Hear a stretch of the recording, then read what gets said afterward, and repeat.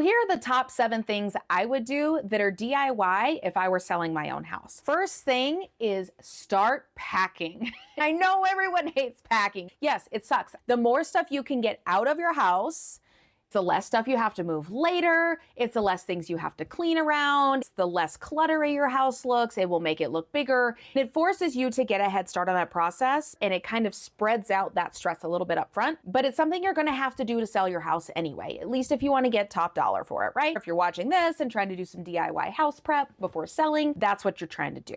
So declutter your home, start packing the stuff you don't need. What I tell my sellers is, let's figure out a game plan on timeline. Talk to your real estate professional early on this. Don't wait until 2, 3, 4 weeks before you want to get your house on the market to call your real estate professional. Start early. Help us help you to make a successful game plan. The more time we have to prep, the better results you're going to get. Once you have a time frame determined, start 2, 3, 4 months before that to start packing those things. The closer you get to listing your house on the market, the more it's going to feel better getting that stuff out of the way. Let's say, talking with your realtor, you plan to list your house for sale in February. In November, December, you can go ahead and pack up all of the summer stuff because you're not going to see, ideally, June, July, and August in that same house. So the sunscreen, the kids' swim stuff can probably get packed up. All of those things you're probably not going to need. What I usually tell people is try to only keep in the house what you would pack for a 1 to 2 month vacation, which I know nobody takes a vacation that long, but let's say you were going somewhere for a month, or maybe 2 months, or even what you would need for that season. That's probably all you're really going to need. And chances are, if you were going to pack it in a bag and you didn't need it in the next month, you probably don't need it anyway. Go ahead and start packing and get that stuff out of the way. Number 2, clean, clean, clean, clean, clean, clean, clean, clean, clean. I'll link to a video up above and down below, probably more than one, on top things to clean when you are selling your home. If you're starting early, start outside. Clean up the leaves outside, the landscaping beds, clean the outside of the house. You wouldn't believe how many houses I walk up to and there's cobwebs in the porch light and there's buildup outside of the windows as well as just on the siding. The gutters are full. You gotta clean outside and you gotta clean inside, because the cleaner your house is, the better every buyer is gonna think you took care of it. And that's true, because if you can keep it clean, you can probably take good care of it. This is not just outside. This is inside. This is window tracks. This is furnace filters. This is the vent registers that are probably dusty and have never been cleaned and hopefully didn't get painted over the last time they were dusty because nobody else cleaned them then either. All of those things, check out my cleaning video. But clean, clean, clean, that is something you can do if you're looking to save yourself money. You can start early, and granted inside you might have to clean again, but the bigger stuff, pressure washing driveways, all of those things, especially outside stuff, you can start early and get it done yourself and save some money. Number 3 is the lingering to-do list. That is the broken switch plate, missing outlet cover, drip under the faucet, the fan missing a blade or something. All of those little things that make your property look a little raggedy, or just you kind of ignored, or something broke, or you didn't fix it, or when you open the door and it slammed into the wall and now you got a little bit of damage on the drywall. So all of those little things like that, have somebody else walk through your house with you. You walk past those things every single day. If you live there, you probably don't even see them anymore. So have somebody that you trust. In-laws are wonderful for this.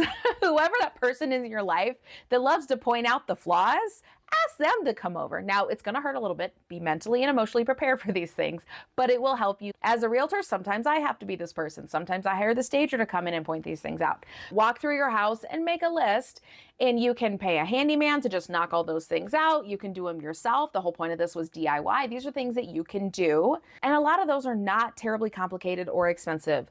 Go on YouTube, find out how to do them. If you're not sure, you think you're going to screw it up, hire somebody. But those are another great thing that if I were selling my own house, I would start working on. Along with that to-do list might be some easy updates. Maybe I've got a brass ceiling fan in a bedroom that kind of looks meh, and I've done all the other ones in the house, but I wasn't sure what I wanted to do there, and now this one just looks really bad. Or really dated porch lights, or doorknobs where you've done a lot of them but not all of them, or bathroom faucets. Those easy updates. Another video to check out are my top high ROI updates if you're doing these yourself, for light fixtures, fans, painting, just those little easy updates that will make a big bang for the buck. Go ahead and get started on those. And if I were doing my house, I already have a mental list in my head of which light fixtures, what plumbing fixtures I'd do, what carpet I would replace, and what rooms I would paint. So knock out the easy updates. And talking about easy updates, number 5 is paint. touch-up paint where you painted your kid's room neon green 6 years ago and you're just dreading having to paint over it because you're like, oh my God, I got to prime that 3 times and do 6 coats of paint. Go ahead and do it because nobody else is going to want to do it either. And whatever they think it costs to do, they're going to double it or triple it when they ask you for the money to have somebody else do it.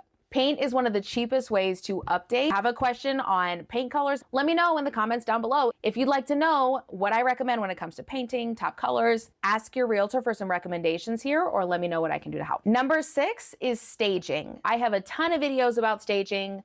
We'll put my favorite one up and down below regarding things that you can buy or things that I like to buy when it comes to staging. A lot of times you can use what you have. Go on Facebook Marketplace and see what people are giving away. Hit up garage sales and find cute stuff. Or ask your agent. You're trying to show buyers how to use the property, how to use the spaces, what makes sense. And as I always say in all my staging videos, bedrooms will always look smaller when they are empty. Everybody thinks their bed is bigger than it really is. If you have an empty bedroom and you don't know what to do with it, do an air mattress setup. I'll have a link down below on how to do a fake bed in a bedroom. For less than a couple $100s, you can stage an entire bedroom, lamps, side tables, bed, bedding, everything, and show people how to use the space and what can actually fit in the room. Staging is totally worth it. I'm a huge fan. I love curtains. I love lamps. I love rugs. I love bedding.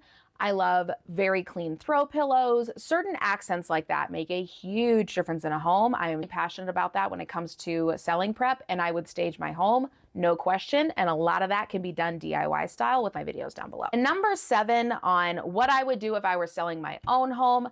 A lot of agents won't talk about this. If you have a home that has certain features or amenities that are seasonal, your HOA pool, you have amazing views in the winter, but not in the summer. Your fantastic garden, your veggie garden, the roses in the front, anything like that that may not be available to show when you were selling your home, take pictures. I know you see it every day. I take pictures of everything. My husband makes fun of me all the time for that. We have a gorgeous view. I'm obsessed with our view. It's why I bought our house. But that view is different during different times of year, and sunset is not the same every day. If it happened to be snowing when I was selling my house, I wanted people to know what this amazing sunset view was every night off a western-facing deck.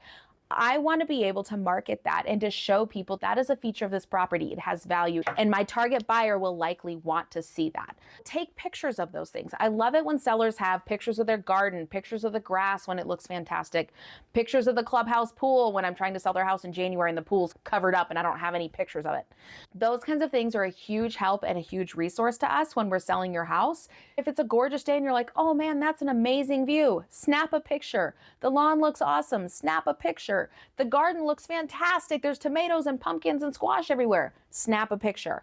That will help us market your home to people that appreciate those features and are willing to pay you money for them because they need to be able to see them and know that they exist. Those are just the top 7 things I would do DIY if I were selling my own house. If you have questions, if there's other things that I forgot, like I didn't go into really big stuff, obviously. This is supposed to be more a little on the budget. But if you did some DIY updates before selling your house that made a huge difference, leave them down below. I'd love for other people to find out what those are or what you found the most value in, or that your agent said, oh my gosh, thank you so much for doing that. That made the difference of you selling your house, or that just made you a lot of money. If this was helpful or you got a nugget out of it that you didn't have before, hit the like button. Up here, I'll put my favorite high ROI, easy home updates when you're selling your house. Thanks so much.